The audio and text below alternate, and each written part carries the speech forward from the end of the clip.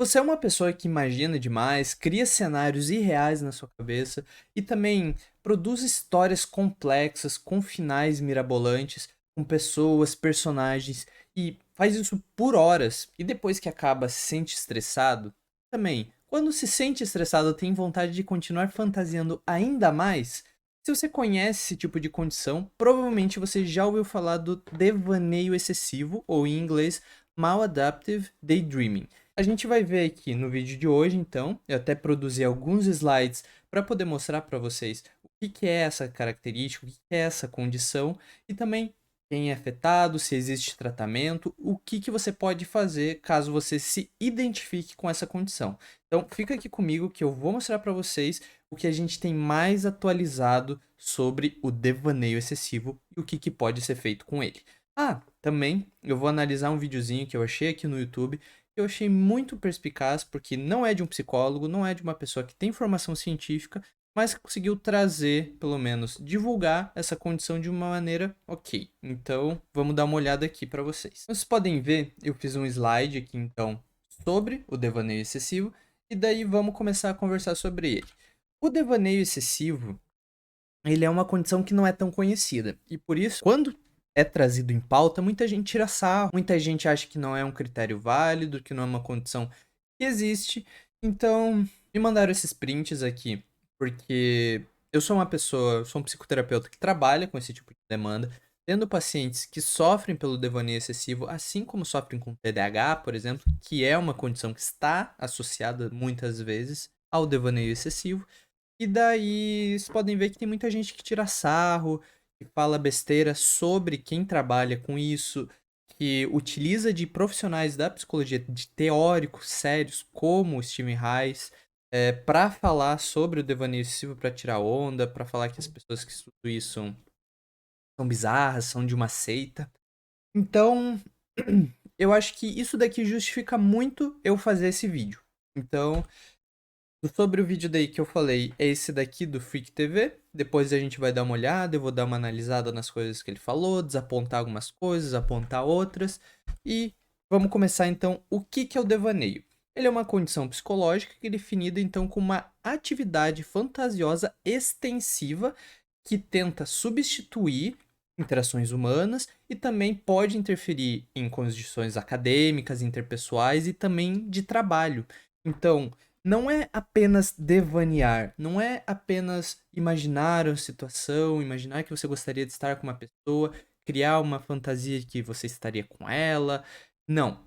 É algo muito mais sério, porque envolve uma compulsão, como se fosse um vício. Não vou usar essa palavra aqui, mas é parecido. Então, há uma compulsão na pessoa engajar nessa atividade de querer devanear, estar ali, passar horas pensando, imaginando um cenário real. Então é muito diferente do que você pode imaginar às vezes quando você está apaixonado por uma pessoa, quando você leva um fora. É claro, há um processo semelhante que a gente chama de ruminação, que eu posso abordar em outro vídeo, mas não é isso. É outra coisa, é uma condição específica. Ela ainda não é reconhecida por órgãos internacionais como a APA, mas que com o tempo e também com as pesquisas que eu vou mostrando aqui para vocês e que eu vou deixar todas na descrição desse vídeo para vocês terem acesso, vocês podem ver que é algo que está sendo cada vez mais estudado e até hoje, né, nesse ano, saiu o primeiro RCT, que é um estudo clínico randomizado de tratamento, então, para tratamento do devaneio excessivo, que até eu utilizo na minha prática. Então vamos dar uma olhada aqui a mais sobre essa condição. E também ali, como eu disse, como vocês podem ver nessa terceira imagem, uma patologia caracterizada por uma imersão compulsiva, excessiva em fantasias complexas, com plots complexos, com envolvimento emocional e também acompanhada de muitas vezes movimentos estereotipados. Há pacientes, há pessoas que ficam andando pela casa, há pessoas que seguram objetos e daí ficam devaneando. Então, pensa nessas características, que é envolvimento emocional forte, há então também a presença dessas fantasias rigorosamente excepcionais, exageradas e que atrapalha academicamente na maneira interpessoal também, e também de uma maneira no trabalho. Importante a gente ter essa noção, porque muitas pessoas podem achar que, ah, não, eu devaneio às vezes, eu imagino alguns cenários, então eu tenho essa condição, eu tenho um problema psicológico. Não, de forma alguma. Como eu disse ali, é um processo que pode ser natural. Então a gente precisa sempre separar essas duas dimensões, que é o tempo e o prejuízo. Esse devaneio, ele interfere na sua vida de alguma forma ocupacional, social? Você deixa de fazer atividades no seu dia a dia? Você procrastina através do devaneio? A gente precisa dar uma olhada nessas coisas antes de bater o martelo, falar que, ah, não, realmente você tem devaneio, você é viciado nesse tipo de comportamento. Então, só para deixar claro isso daqui, que não é algo que acontece com todo mundo. Com quem ocorre? As pesquisas que a gente tem hoje em dia, elas dependem muito da internet para acessar esse público que sofre ou que acha que sofre com o devaneio excessivo. Principalmente através do Reddit, né? Que é uma rede social, essas pessoas se encontram, tem até uma comunidade ali com 97 mil membros para falar sobre devaneio excessivo. Então, as pesquisas, de uma maneira geral, tentam encontrar essas pessoas pela internet. E, infelizmente, a gente ainda não tem claro qual é a população geral, a prevalência, né, de devaneio excessivo na população em geral, porque a nossa amostra é principalmente pela internet. Isso precisa de tempo, então precisa de um reconhecimento maior sobre essa coisa, de critérios específicos para avaliação, mas que com o tempo eu não tenho dúvida vai ser sanado. E eu quero que vocês entendam uma coisa. Todo o comportamento que nós temos, eles são mantidos pelas consequências. Ele ocorre através de um contexto, mas ele é mantido, então ele ocorre novamente nas próximas vezes pelas consequências que ele produz. E daí eu trago aqui esse termo análise funcional, que foi fundado por esse cara que é o B.F. Skinner, que é um dos maiores, se não o maior, autor da psicologia como ciência do comportamento. E daí eu quero mostrar para vocês o porquê que o devaneio excessivo ele continua ocorrendo, mesmo que traga prejuízos para as pessoas. Porque é muito comum você pensar, tá, mas por que você continua fazendo isso se causa prejuízo na tua vida? E daí, de novo, causa prejuízo ocupacional, causa prejuízo social, enfim. Aqui eu trago um exemplo de uma análise funcional, que é realmente para a gente entender o que acontece com a pessoa para ela ter essa resposta, então se comportar dessa forma e continuar fazendo isso. Para vocês terem uma noção, eu vou fazer um vídeo específico sobre análise do comportamento, sobre behaviorismo, que é filosofia da ciência do comportamento, para explicar cada pedacinho disso daí. O que é um antecedente, o que é uma resposta, o que é uma consequência, como que a gente analisa o comportamento através de uma análise funcional, mas eu quero mostrar para vocês aqui, né? Então, por que as pessoas continuam devaneando? Pensa o seguinte: você se comporta em um determinado contexto, em uma determinada situação. Para você se comportar, houve algo naquele contexto que causou, que eliciou o seu comportamento. Esse é o antecedente. São pistas, que são estímulos ambientais que vão causar uma resposta, ou o que a gente chama de comportamento. Então, por exemplo, imagina que você é uma pessoa que sofre com devaneio.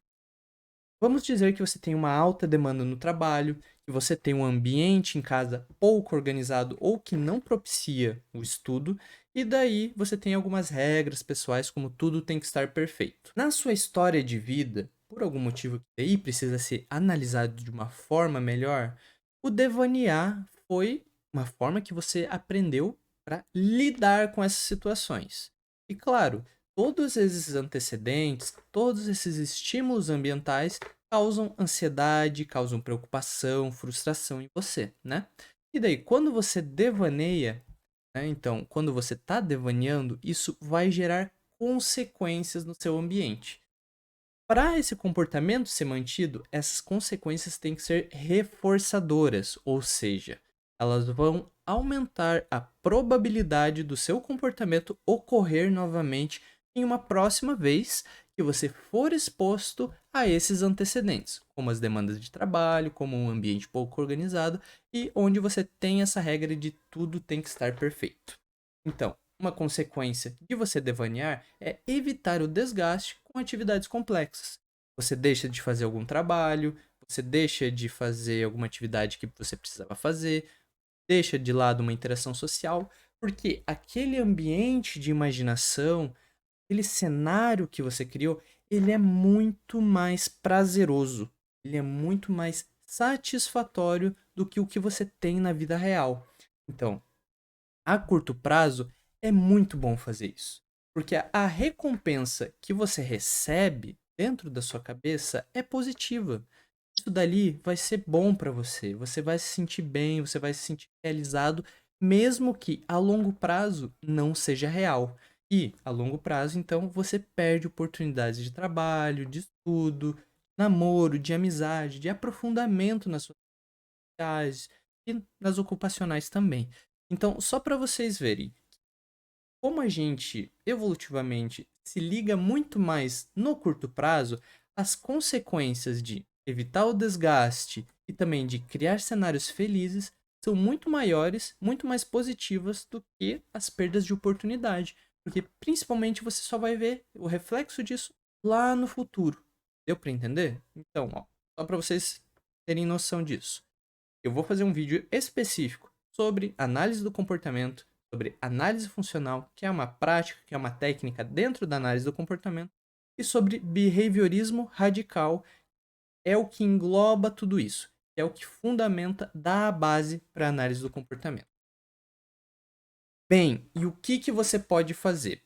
Em janeiro, se eu não me engano foi em janeiro, saiu aqui esse artigo, então essa pesquisa, utilizando mindfulness e também intervenções de automonitoramento para devaneio excessivo.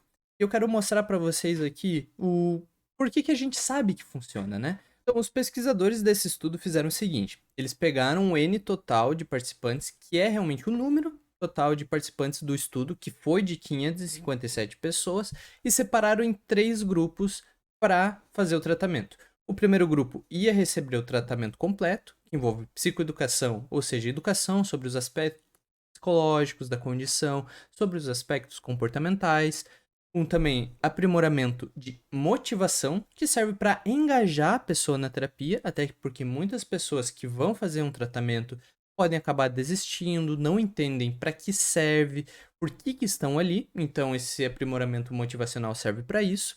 O mindfulness, que é uma prática, que é além de uma técnica de atenção plena, ou seja, manter a pessoa focalizada e trabalhar com os mecanismos atencionais dela para trazer ela para o momento presente. Trabalhar com esses mecanismos atencionais, principalmente porque essas pessoas estão focadas em desejos, estão focadas em vontades, em coisas que elas gostariam que acontecesse, em situações que seriam o ideal, mas que estão longe de acontecer.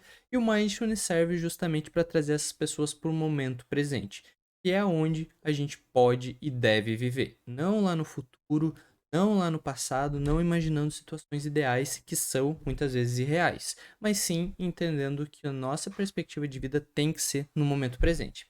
E daí a última parte, que é um treinamento de automonitoramento, que vai também facilitar, né, todo esse negócio aí que eu disse do mindfulness, mas que é para a pessoa monitorar o seu dia a dia. Então, para ela entender o que ela faz, para entender quando esses momentos do devaneio acontecem e como ela pode trabalhar com isso.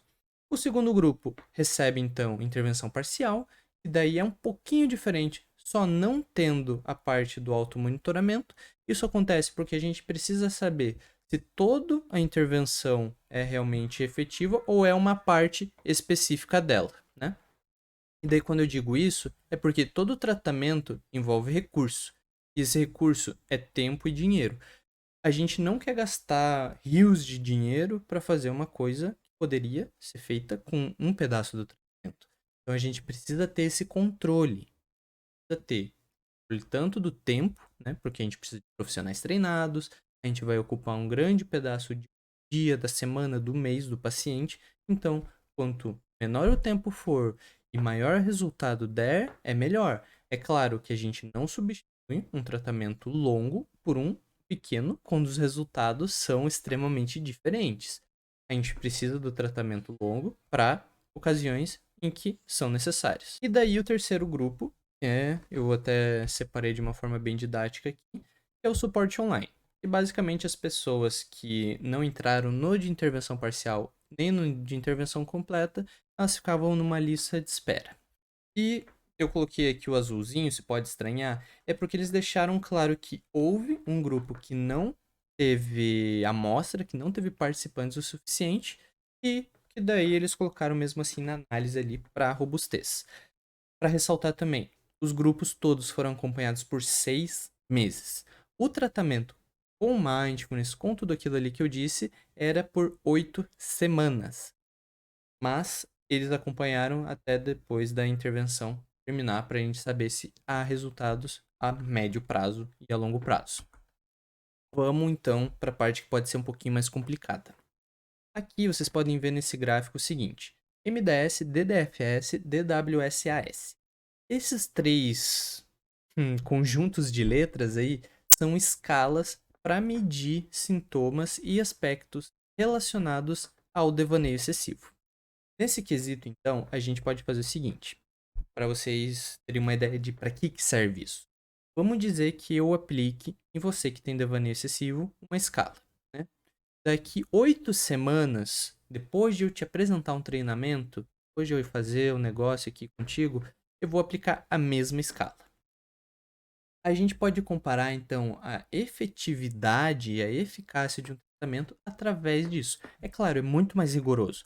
É aplicado a cada tempo, é aplicado em tantas pessoas, não é em uma única pessoa, mas daí a gente pode ter uma ideia se houve ou não diminuição dos sintomas, das características e dos comportamentos de devaneio. Aqui a gente pode ver nessa escala que a MDS lembra então da corzinha dos grupos aqui. Intervenção completa é a vermelha.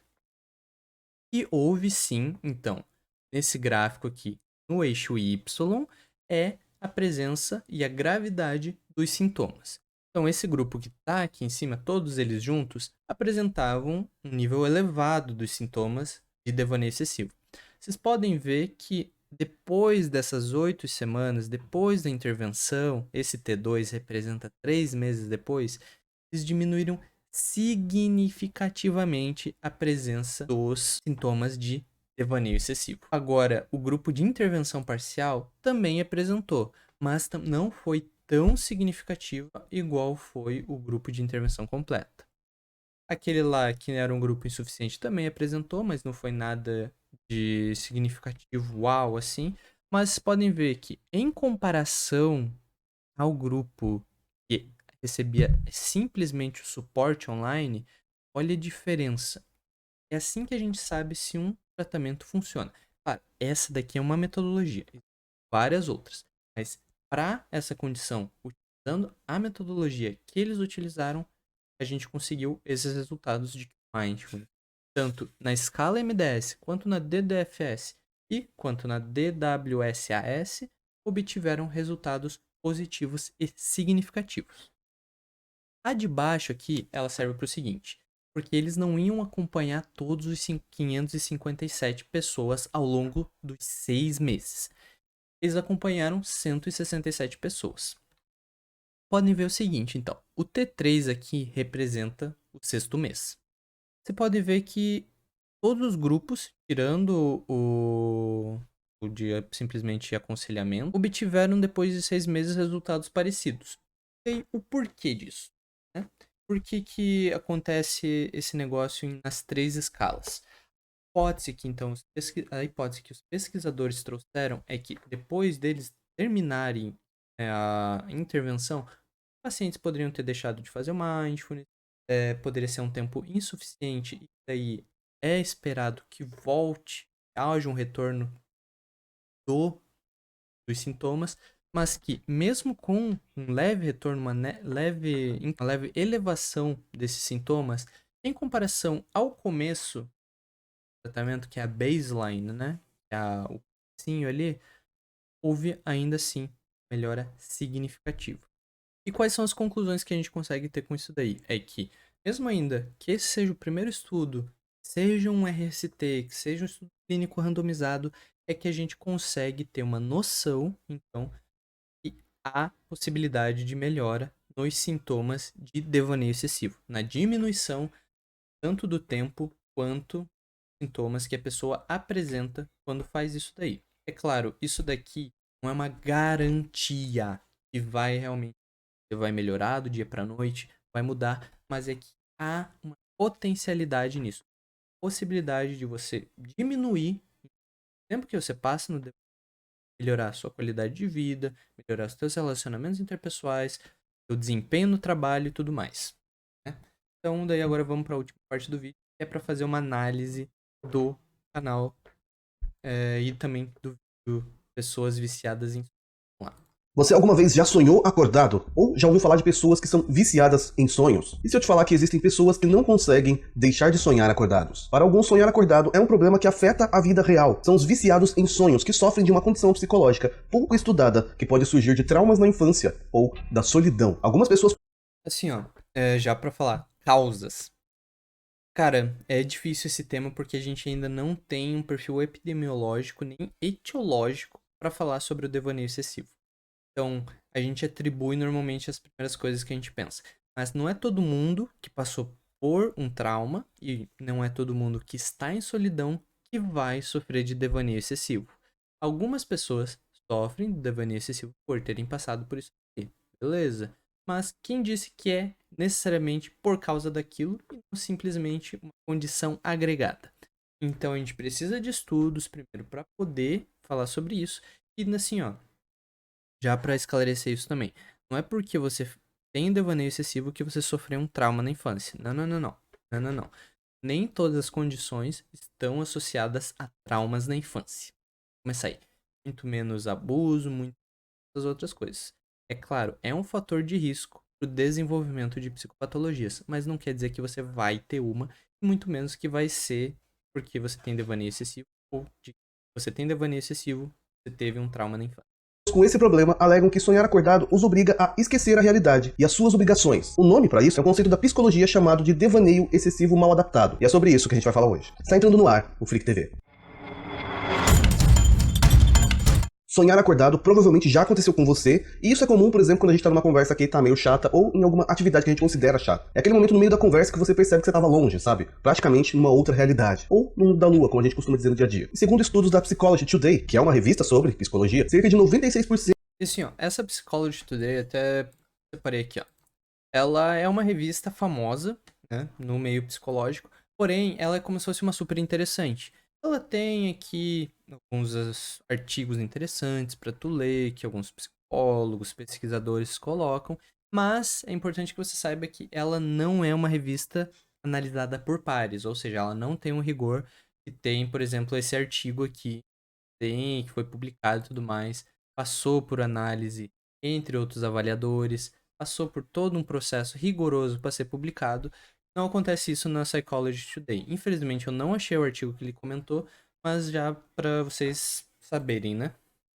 Das pessoas perdem-se temporariamente durante os sonhos acordados. O que talvez você não saiba é que sonhar acordado é um problema de saúde para algumas pessoas, essas que são viciadas em sonhos. O termo em inglês para isso é Maladaptive Daydream. E esse conceito foi nomeado pelo professor Eddie Sommer, doutorado em psicologia clínica, e refere-se à atividade de fantasiar excessivamente de modo a ignorar as tarefas sociais básicas do dia a dia. O que torna essa condição diferente da esquizofrenia é porque, nesse caso, os afetados sabem que a realidade criada é falsa. O distúrbio tende a começar na infância como resultado de uma experiência traumática. Todos os casos estudados pelo Eddie Sommer Assim, de novo, a gente não tem certeza ainda dessas coisas. Não necessariamente é produto de um trauma.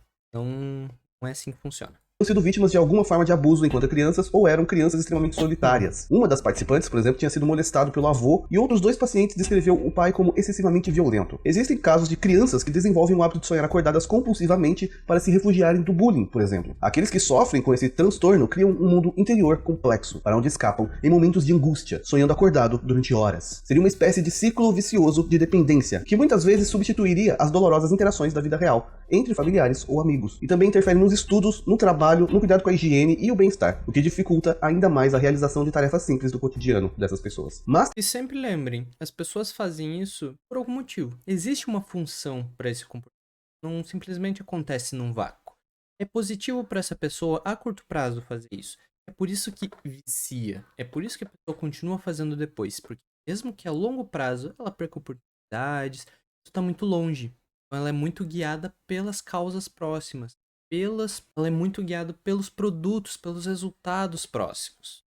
Também há quem desconheça as origens do problema, porque não passou por nenhum trauma desse, e mesmo assim sofre com isso. Você já tinha ouvido falar sobre isso? Quais são os sintomas? Sonhos excessivamente detalhados com narrativas complexas, dificuldade de dormir, movimentos repetitivos como balançar, andar em círculos, tremer ao sonhar acordado, esquecer funções básicas como fazer refeições regulares para sonhar, ligação emocional às personagens criadas nos sonhos e expressões faciais e gestos espontâneos em reação aos sonhos. Algumas pessoas dizem que livros, filmes e algumas músicas funcionam como gatilho para despertar, né, esse momento no dia dela. Ocorre também falta de atenção e outros sintomas semelhantes ao TDAH, que é o transtorno.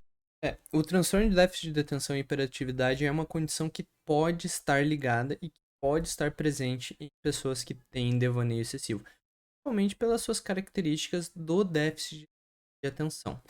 De déficit de atenção e hiperatividade. Vamos agora aos casos. Uma mulher chamada Rachel Stein disse que o seu problema começou quando ela ainda era uma criança e ela recriava episódios dos programas de televisão que ela via. Ela começava a andar em círculo durante horas e vivia de certa forma sonhando as histórias sobre as suas personagens preferidas. O irmão dela, inclusive, ficava assustado porque ele achava estranho ver ela andando em círculo e falando sozinha o tempo todo, o que pra ele, é claro, não fazia nenhum sentido. Tem também a história de Cordelia Rose, que é uma americana de 35 anos que inclusive tem um canal no YouTube onde ela fala dessas suas experiências e ela explica a dificuldade em deixar o hábito de sonhar acordada, porque ela fala que é como se ela fosse uma alcoólatra e tivesse um estoque ilimitado de bebida onde quer que ela fosse, porque ela pode sonhar a qualquer momento. Vários psicólogos que estudam essa condição notam que esses indivíduos, né, com esse problema, demonstram comportamentos idênticos ao de tóxico-dependentes, né, pessoas viciadas em drogas. Teve um caso recente também da Kate Drainfield, que é uma menina de 17 anos, mora na Inglaterra, e ela alega possuir essa desordem, na qual ela viveria 120 personagens diferentes durante os seus sonhos. Ela diz que ela entra numa espécie de transe que pode durar horas e ocorrer até 3 vezes ao dia, e esses estranhos episódios podem ser desencadeados a qualquer momento, especialmente quando ela tá cansada ou estressada. Abre aspas aí porque ela diz: quando eu entro em devaneio é como entrar em um outro mundo, onde ela tem a visão da terceira pessoa. É difícil saber quem está pensando, se sou eu ou os outros personagens. Não consigo controlar quando os episódios acontecem.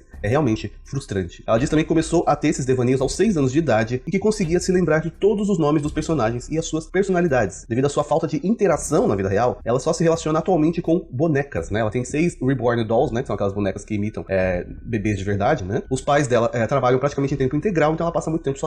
Assim, ó, uma crítica com esse tipo de coisa, porque vestir a pessoa assim, mostrar, falar de personagens, que ela lembra de 120 personagens, vai funcionar como reforçador desse tipo de comportamento e dar um embelezamento a uma condição que deveria ser embelezada, deveria ser discutido de maneira racional, científica. Então, vejo um problema um pouco nisso daí. Sozinha, em casa. A mãe dela diz o seguinte, abre aspas, sempre me preocupei com Kate não ter muitos amigos, e eu me preocupo com ela não encontrar ninguém. Porque mesmo que a pessoa crie personagens, né, imaginação, ela não é esses personagens, é muito diferente.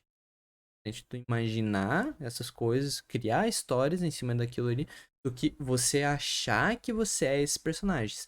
E daí, quando você coloca esse tipo de matéria, quando você cria esse tipo de matéria aqui no jornal e faz isso e veste ela de várias pessoas, parece que a pessoa tá tentando ser outra. Não é bem assim, não. Como a gente viu, condição onde a pessoa imagina, cria histórias fantasiosas, exageradas por um longo período de tempo e que isso traz prejuízos. Não é ser outra pessoa, não é tomar um outro papel na vida. Não é isso.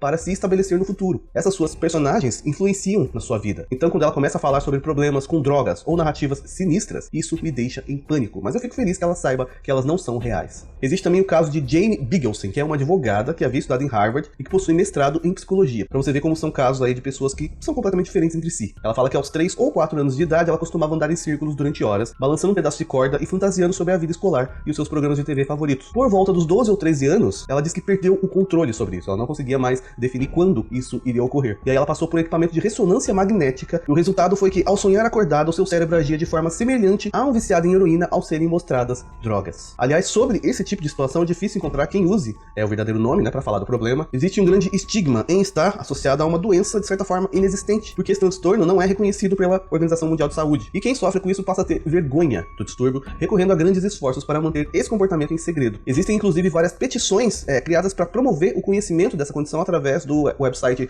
change.org, que você deve conhecer, mas as assinaturas continuam a ser insuficientes. Mas alguns... E assim, ó, a gente tá tendo. Esse vídeo aqui é até um esforço de trazer mais essa condição de uma maneira mais séria pra esse tipo de situação. Porque, como eu mostrei lá no começo do vídeo, tem gente que tira onda em cima disso. E assim, ó, se você encara e você percebe que há qualquer semelhança nas condições aqui que eu disse pra ti, mas que você viu durante esse vídeo, não tenha vergonha por ver isso daí. Isso daí foi uma forma que você aprendeu a lidar com o mundo. Isso daí não é motivo de vergonha. É isso que trouxe e mantém ainda aqui. Então, por favor, se isso lhe traz prejuízo, busque ajuda. Tá bom? Eu espero poder contribuir, seja como pesquisador, seja como divulgador científico, na produção de conhecimento em cima do devaneio excessivo. Mas você também precisa ir atrás disso caso você encare esse tipo de situação. E daí agora, só para fechar o vídeo, eu espero que você tenha gostado. Espero que você tenha entendido o que eu quis fazer aqui. E a gente se encontra no próximo vídeo. Você pode deixar sugestões de tema, pode. Enfim, me segue nas redes sociais e tamo junto.